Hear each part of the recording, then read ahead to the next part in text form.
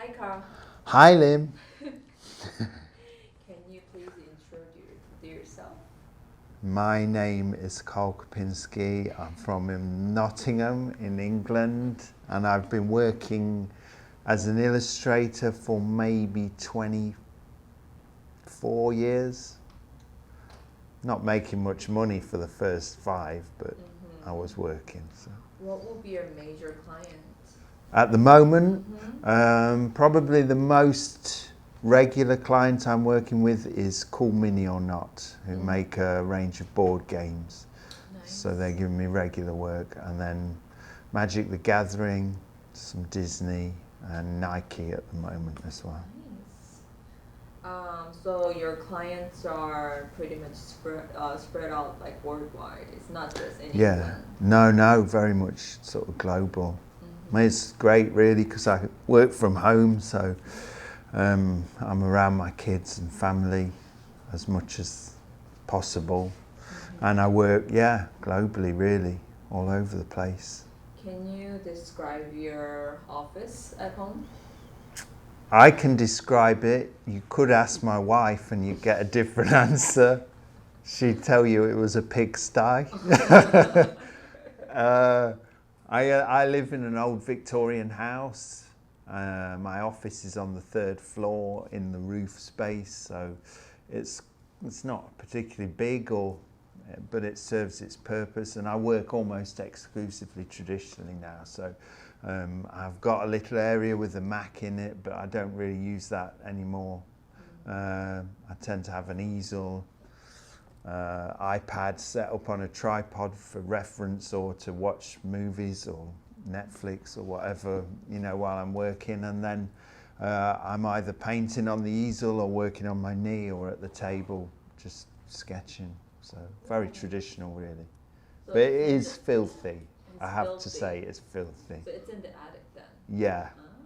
Nice. Yeah. So how did you join Subrani?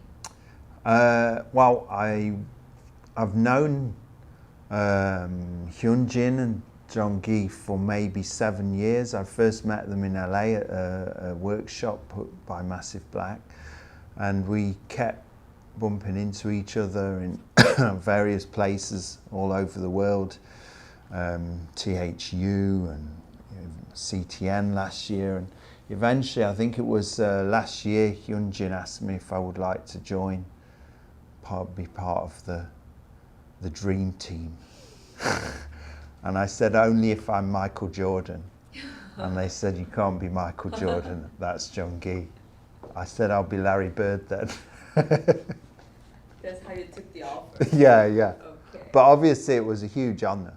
I was like a big fan anyway, and really enjoyed. It's strange really because there's obviously the language barrier, but I don't know, I feel like they're kindred spirits, people who I can get on with. And Jonggi actually and Hyunjin remind me of my brother. I used to spend a lot of time just sat in the room drawing together, and you don't have to talk, you're just enjoying each other's company, and the fact that you both like to do that, and that's your thing, so it's nice to be around them really.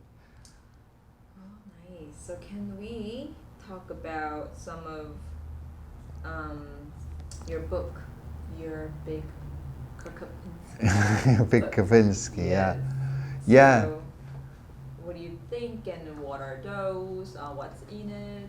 Okay, so I self-published 4 sketchbooks now, which it's quite hard to do because it's just me and my wife doing it. So eventually, by the time I got to volume 4, I was offered by a French publisher, J.C. Corrette, to do a book together. And he said, why don't we just take volume 1 and 2 and put them in a publication that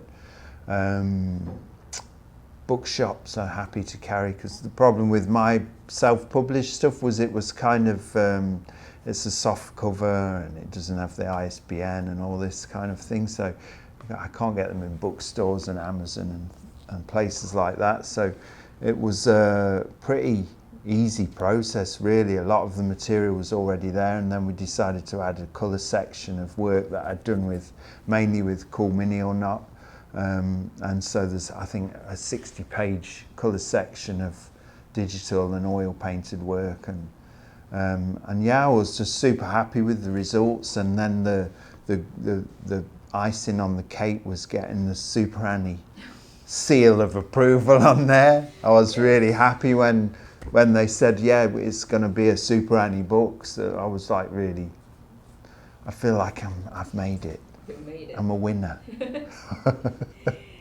So now we're shooting this in America, Mm-hmm. and you're in Cousin Art Studio Mm-hmm. in Orange County.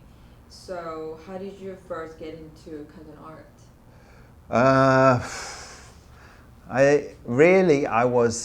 How did I first get in here? In here and also into online. Online, well, really, I'm part of the problem for myself is I'm so busy and sort of obsessed with drawing that my online presence is good. I have a great Instagram following, but I don't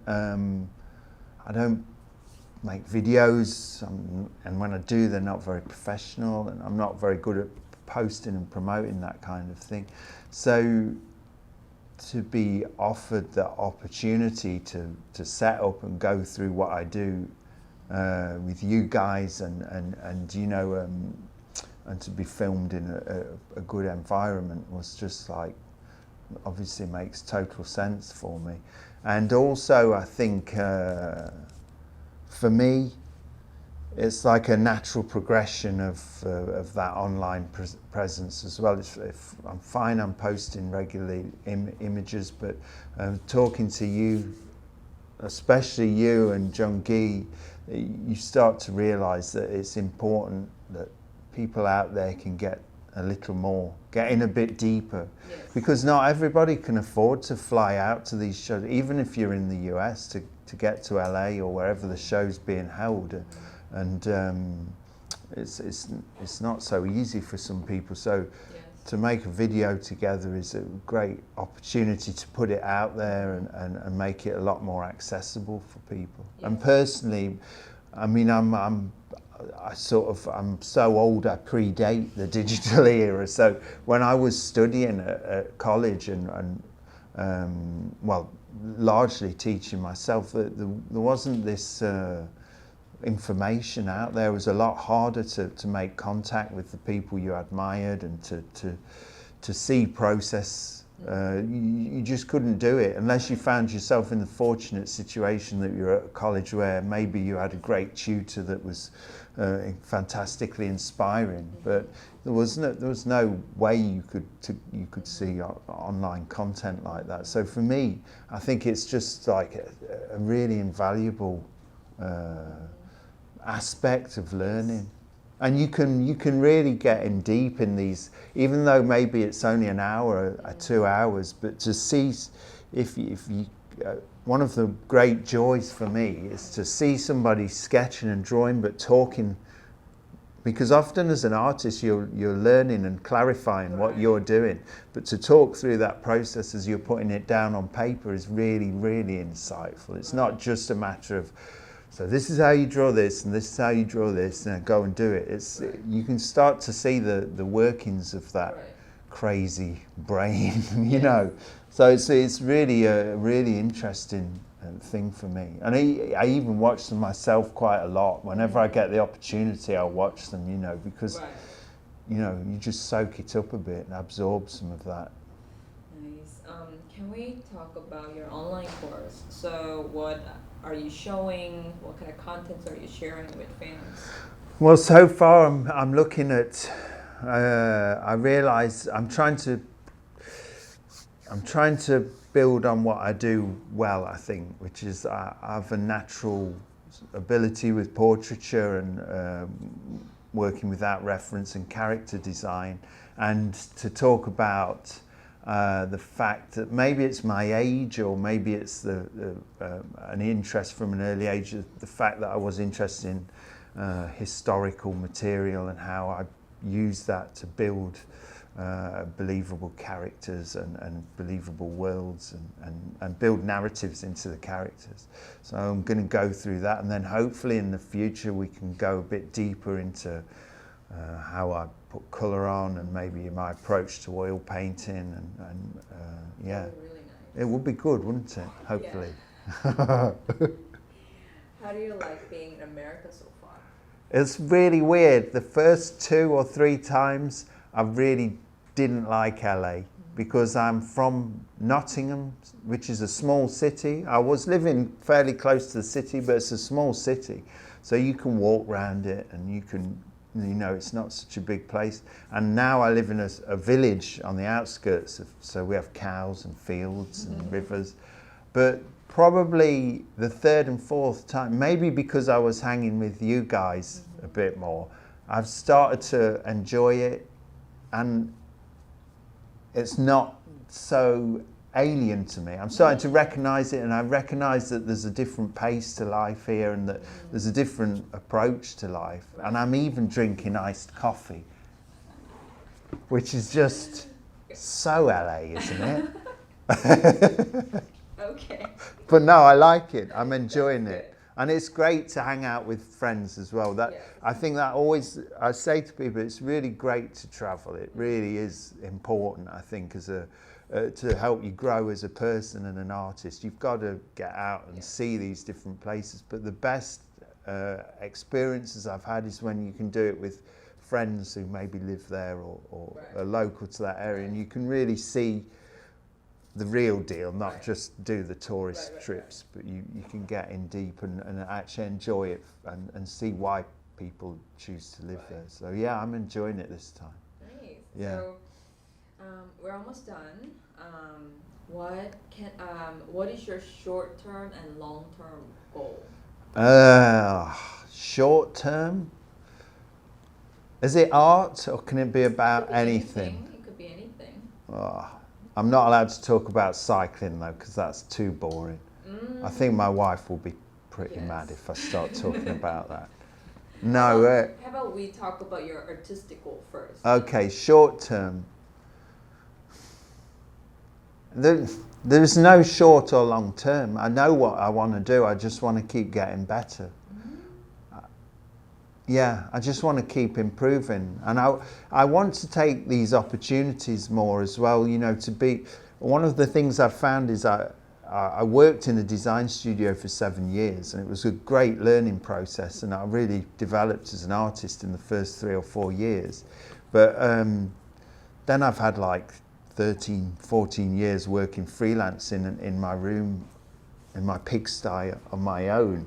You know, and I've started to realise that I miss this being around like-minded individuals, and even talking to students and people who are wanting to go places. I really enjoy that, and so short term I'd like to try and make a bit more of an effort to do that kind of thing, and then long term I want to push this online presence a bit more. I'm looking forward to working with the guys from Super Annie a lot more and you know, make some trips together with those guys again. And I think I've spoke about it before, but I was really inspired by a documentary I saw about the Japanese printmaker Hokusai, who was working until he was 80 or something, and when he was 60 he was saying, wait till I'm 70, I'll be really good. And when he was 70 he said, wait till I'm 80, I'm going to be a master.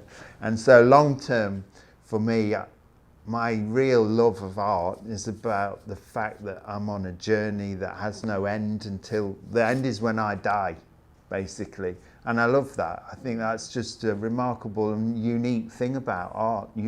There's no point where you go, it's over, I'm done, and unless you can't do it anymore.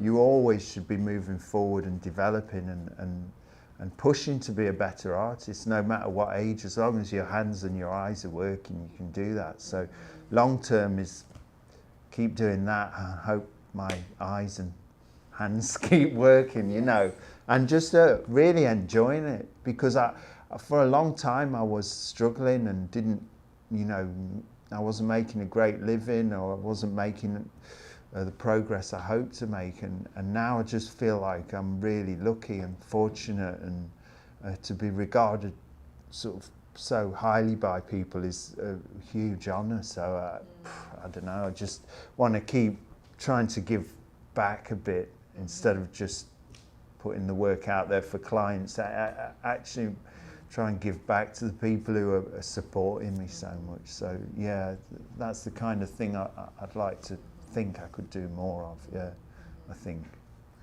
That's awesome. What is your inspiration, like artist? You can maybe pinpoint maybe 3 to 4. There's just a huge amount, and it's remarkable again, really, because you're always finding new artists, and it's kind of depressing as well, because you're always finding new artists from like 200 years ago who like just kicking your ass. They're just so good, you know, and so for me, probably the most huge, my dad used to draw when I was a kid, American Indians, so that really inspired me initially, and my mum used to spend a lot of time drawing with me, and then my brother's also a great artist as well, so we were in a very artistic environment, so that was the initial kind of inspiration, I guess. And then artists would be Ilya Repin, who's a Russian painter from the 1800s who was just incredible, and I want to get out to Russia to see some of his originals. There's John Singer Sargent, who just blew me away when I first came across his portraiture. Some of the French military artists from the late 1800s, like Meissonier, who was one of the most famous artists of his time, but kind of frowned upon by the art world, who was a phenomenal painter and draftsman, and painting pictures of the Napoleonic battles really inspired me. And then one of his protégés, who's Edouard Detaille, Spanish painter Velázquez. They're the kind of old guys who I would look to. But also I was really inspired by Lucien Freud, who was a portraiture based in the UK, and there's a woman called Jenny Saville who does huge oil portraits, which I love. And then if I start to look at the more illustrative stuff, I would say people like Kent Williams, Bill Sienkiewicz, Phil Hale really inspired me. And then really when I first came across Jung Gi, obviously like everybody I was like, what? But for me, I feel really fortunate because I've met him, you know, maybe 2 or 3 times a year, and sat with him and talked with him and drew with him, and I find him just really inspiring because there's such a cultural difference as well, even in his approach. I found that really interesting. I think there's a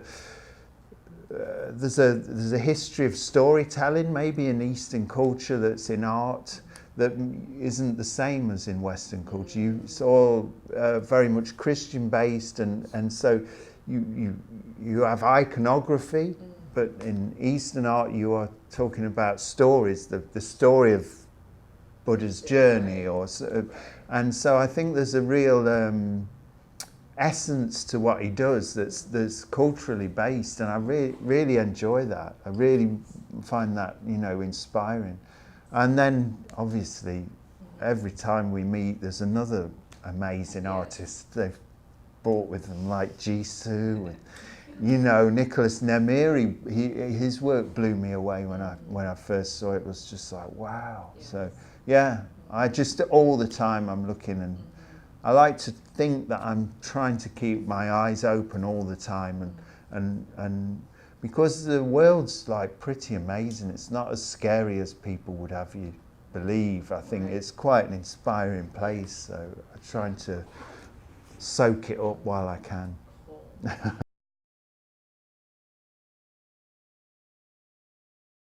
What to remember, what to keep in mind, any from your experience? I would say